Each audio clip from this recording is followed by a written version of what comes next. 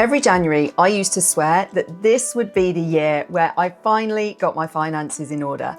And every year, I ended up in exactly the same place. I was trapped in a cycle of spending for the moment, chasing that little dopamine hit you get from buying something new, and then crashing straight back down to earth when I realized that it never really fixed anything and the whole cycle started up again. And honestly, December was always the trap. I'd overspend, feel awful in January, buy to make myself feel better, and then spend the rest of the year trying to catch up. But now I know that these last few weeks of the year are going to decide how next year starts. And so I'm not going to waste this precious time. So I'm going to share with you the 10 money moves I'm making before 2026 to help me live within my means, still enjoy my life, and actually build wealth instead of wishing for it. First of all, I'm reviewing the last 12 months of spending. This has been a very expensive year in some areas and very cheap in others. By going back and reviewing your spending, you can really get to grips with where your money went. And if you think you know, and you have not been tracking your spending, I think that doing this can be quite a surprising process. Like, you may be shocked how much your regular takeout coffee is costing you, or how much you're spending on takeaways, or how much you're spending on new clothes. I did a low buy challenge this year. So unlike a no buy challenge, which is where you cut everything down to just essential spending only, a low buy challenge is quite customizable. So you can decide the things you definitely won't spend any money on. You can decide things where a little bit of money is allowed to be spent. You decide the things that you definitely will spend money on. This is quite a good thing to do for people who do struggle with the temptation of shopping and feel like just going cold turkey isn't necessarily going to work for them, or people that have a achievable savings goal and just need a little bit of extra help, a little bit of extra room in their budget to get there. So our big spend this year was on our holiday to Disneyland Paris. It was not cheap, as I'm sure you can imagine. We went in the summer holidays, but it was completely worth it. There are no regrets here. I had told myself that I wouldn't buy any new clothes. I would only buy clothing when it was a replacement for something else, but actually I did not fully stick to this. Over the summer, I did buy a couple of new bits, which to be fair are really great, and I know that I will wear next year as well. I didn't spend a huge amount on clothes this year, certainly way less than previous years. So I'm still chalking that up to a win. And I think going forward, if I did another low buy challenge, I would maybe set myself a budget for new clothing instead of saying, hey, that there's no new clothing allowed at all. I think that might be a little bit more reasonable and a little bit more motivational, because I won't feel like I've had to cut that out completely. Going through this process is also a really good reminder of how much food costs. As we all know, it is absolutely extortionate at the moment. We're spending roughly 150 to 180 pounds a week. I know from the various different budgeting groups I'm in that some people are managing family of 4 like 120 pounds a week, which is amazing. Some of them maybe even less. I feel like we still have some room in our food budget where we could make some cuts, but there are certain foods that we enjoy getting, and while we can still afford it, I'm still doing that. But it's good to know that there's room in that budget. I think it's a really good idea to take a look at like what your average grocery spend is per month over the course of the year. This can be quite surprising. At one point, ours like rocketed up to 800, 850 a month, and I was just shocked. I did a few things. In fact, I've got a whole video about saving money on food and also my ultimate budget grocery list. I'll link those in the description below so you can get some tips for saving money on your own grocery shop. As you go through this process of reviewing your spending, it's definitely not about shaming yourself or feeling embarrassed or, you know, just really telling yourself off, like, how dare you have spent this money? I think any kind of shaming like that can just lead the whole cycle of spending to feel better to start up again. It's really about understanding where your money went, making decisions about where you want it to go next year, and then helping you to set an informed budget for next year. As part of this process, it's also really nice to check in with how much I did manage to save and invest, and also take a look at how my investments have been doing. I'm actually really pleased with how I've done this year, particularly considering my income was a bit less this year compared to last year. I've still managed to maintain a certain proportion of my income going into savings and investments. And honestly, it's the budgeting process that has helped me do that. It means that my emergency fund is there. It means that I'm growing my investment pots. It means that I have savings for the things that I know that I may need to pay for next year. And that's all thanks to being really intentional with my spending. So the next move is to budget for life and inevitable price rises. I'm really sorry to be a downer with this one, but in the next year, chances are the cost of stuff that you have no choice but to spend money on is going to go up. And the best way to deal with that is to obviously find best value wherever you can, but also to make room in your budget for those price increases. When it comes to budgeting for life, what I mean by that is that your life this January may well be very different to what life was like last January. So I'll use this time of year to go through my budget, make sure everything's updated. So we might have changed routines. The kids might be doing different activities.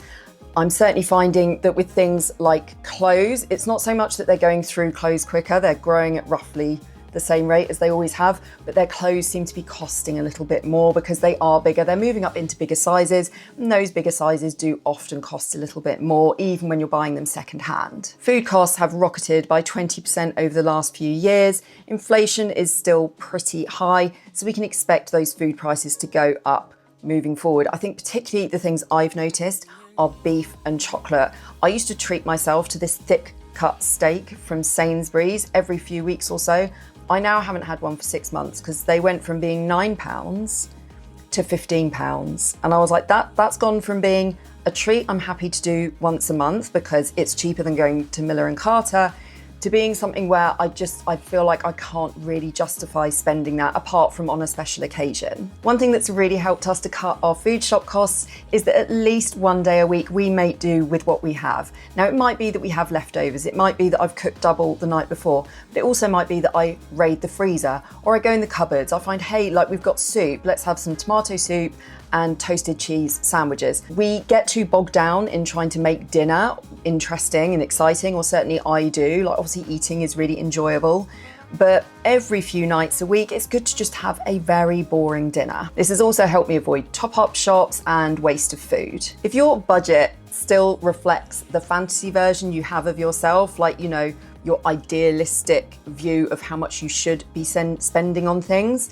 then I think you are setting yourself up to fail. What I have found has helped me so much is being realistic about me and what I like to spend my money on, and also realistic about how much things cost. I think that a healthy budget does include room for treats, but there just has to be an affordable amount of money allocated to it. Like the way I used to do it was just completely blindly, like, yeah, I'll buy that, not really thinking it through, not really considering whether I could afford this. And this is why I ended up in a cycle of living paycheck to paycheck, not really growing my wealth, not making sure that I had money aside for emergencies.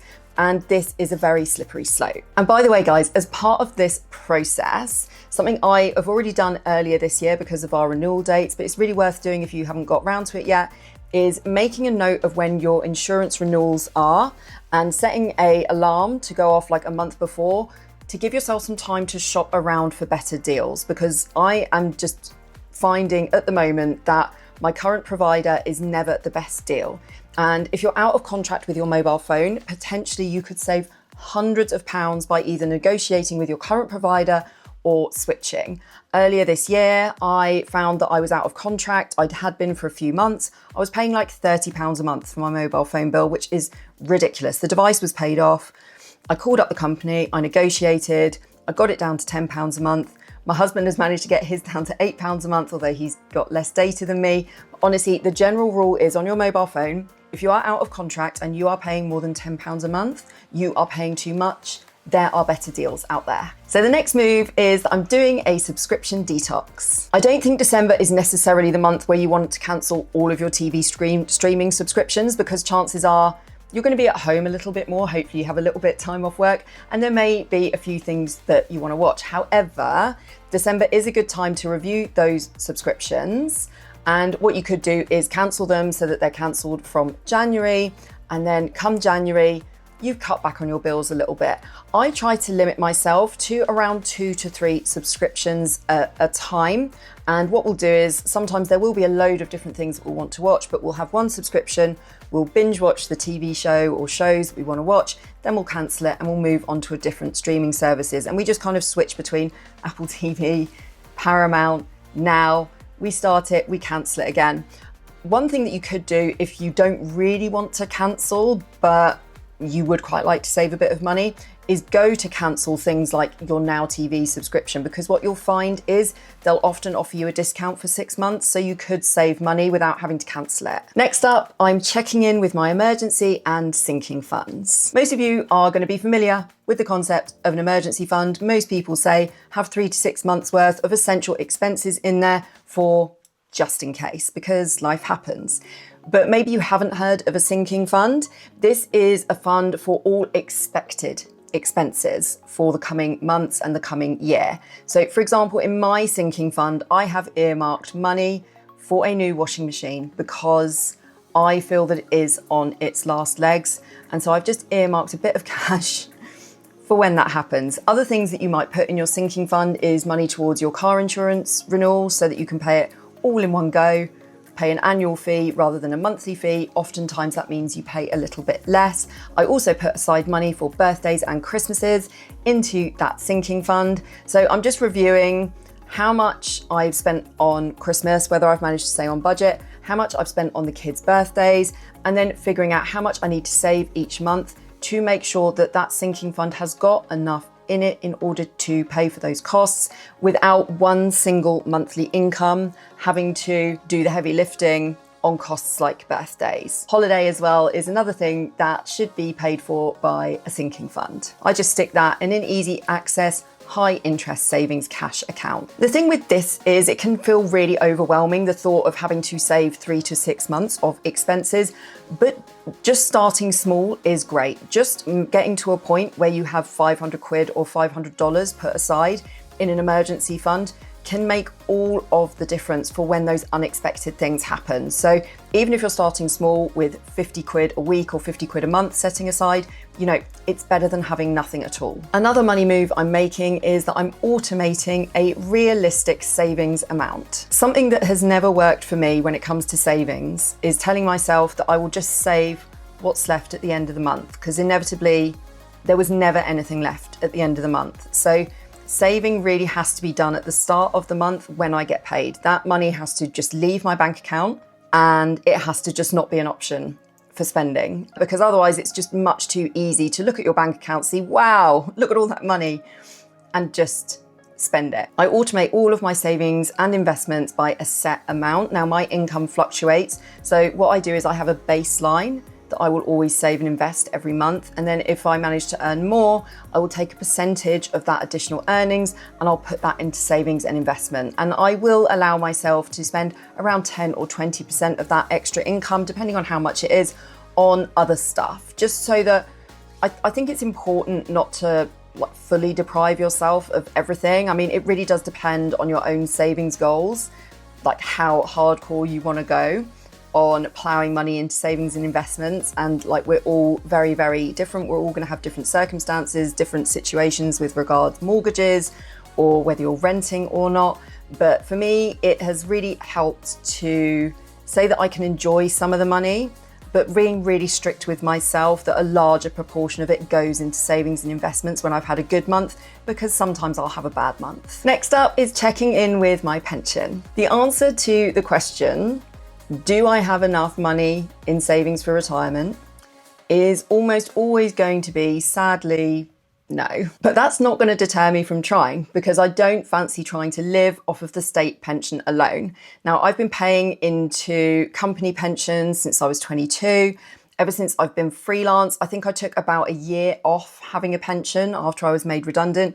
And then I started a self-employed pension, and I have made monthly contributions into that ever since. So as part of this end of year review, I'm checking in with those pensions, seeing what I'm on course to have when I retire, and thinking if there's any way that I can boost my contributions. Moving on now, the next thing I'm doing is a financial cleanup. This is basically a digital declutter. I'm closing old accounts, I'm renaming any savings pots that have changed purpose. I'm checking any apps that I've used to see if there's any money left over there that I might have forgotten about. That includes survey sites and survey apps that I sometimes earn extra money on, any budgeting apps where I might have had a savings pot in. Also organising paperwork, although I do not get a lot of financial paperwork. My pension companies still write to me, so I'm going to be going through that. And deleting any random money apps that I never really bothered to use. Another money move is that I'll be choosing my 2026 spending priorities. So this isn't about goals, this is about what my priorities are. So this is things that I know that I will spend money on. For me this year, I have got a long weekend coming up with my friends from university, which I'm really looking forward to. We'll also have a family holiday in the summer, so that's a big priority. Other things that you might want to consider in this is maybe a deposit for a new house. Maybe there's some particular home projects that you have in mind. Planning your priorities helps you to make those dreams a reality, which I realize is an incredibly cheesy thing to say, but it really is true. Having enough money to pay for stuff, unfortunately, doesn't always happen by accident. You know, for the super rich, yes, it does.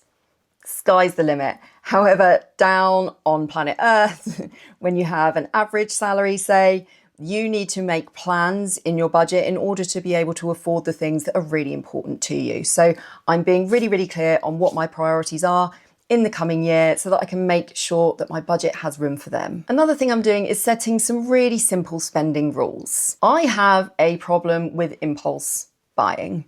I find it really, really difficult to resist buying new stuff. And I'm someone who gets to a point, and I'm actually really fighting that urge at the moment, where I look in my wardrobe and genuinely feel like I have absolutely nothing to wear. I hate everything I own. And sometimes I have to kind of walk myself off that ledge by pulling everything out and really looking at what I have. And then I start to realize, well, actually, there are some really nice outfits here. Those spending rules have really helped me to rein that in. One of the big ones is the 30-day wait. I create a wish list of stuff that I've seen that I want to buy, but I cannot buy them right away. I add them to the wish list and I wait 30 days. Another thing that really helps with this is if you price up the things that you were tempted to buy, how much did they cost? Add the total up. It can be really quite shocking the amount of money that you were tempted to buy over the course of the month. And it can just sort of help to bring you back down to earth. And also you can give yourself a pat on the back if you've managed to resist like £900 worth of spending. Another spending rule I'm taking into 2026 is not spending on duplicates. I did this for my makeup and beauty collection this year. I said to myself, I will not buy any new product at all until I have finished the one that I've got. That includes things like foundation, eyeshadows, shampoo, conditioner, because I found that I was building up all of this stuff and it was not getting used. So I've challenged myself to use up the things that I have before I buy anything new. And as a consequence of that, I have spent so much less on websites like Look Fantastic or anywhere that sells any kind of beauty makeup products. I've saved a lot of money by doing that. So highly recommend that rule. The final money move I'm making before the new year is that I am picking a January challenge. So this year I want to do a low by January. I'll set rules for what I can and cannot spend on and limit certain things like takeaways and dining out. We probably won't eat out at all in January. We rarely do anyway. It's just like a good way that we can save a little bit of easy money. I mean, even casual dining now, I find that when we go out as a family of 4 to get a pizza, provided we don't drink alcohol, I mean, it still costs £80. It's crazy. There are so many different challenges out there. I have a whole blog post about them. I'll link it in the description below. You could even make it a full year challenge. For example, you could decide to do the £1 challenge, which is where you set aside £1 every single day of the year. Or you could do the cupboard challenge, where you aim to use up the food that you already have by making meals at least once a week out of things that you have in your kitchen. So you shop your kitchen first before you go out and buy any new food at least one day a week. So those are the 10 money moves that I'm making before the new year. I'm trying to start the year organized, but not necessarily perfect, because I know that one of the things that really put me off budgeting in the past was this idea that if you ever went into the red, you'd completely failed. And I now know that is absolutely not the case. Life happens sometimes that means that in certain budget categories, an unexpected thing has come up, which means that you spent more than you budgeted for. But that is not a reason to quit. When you try, you learn, you get better, and over time it does make a difference. Thank you so much for sticking with me to the end of this video. Let me know if there are any money moves you're going to be making in the new year. Are there any money challenges that you're going to be doing in 2026? Please let me know in the comments. And if you haven't already, please subscribe. I'd love to have you join the community here, and it really, really helps the channel out. Thank you. Bye.